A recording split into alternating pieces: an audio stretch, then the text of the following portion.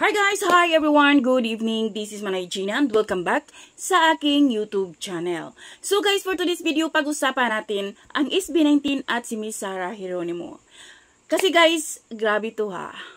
Speaking of SB19, meron silang power collab ng P-Pop King at ang Popstar Royalty. At ito ay ang umaaligid na ilalabas ngayong July 30.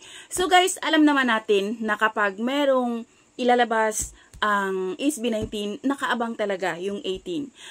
Alam natin kung paano nila sinusuportahan, alam natin kung paano nila mahalin ang SB19. Kaya napakalawak,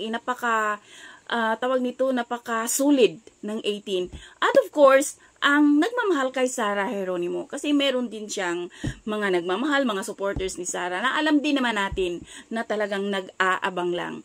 So guys, itong collab nila, ito yung kaabang-abang, lahat excited kasi di mo ma-imagine na magsasama-sama itong SB19 at si Sarah Geronimo.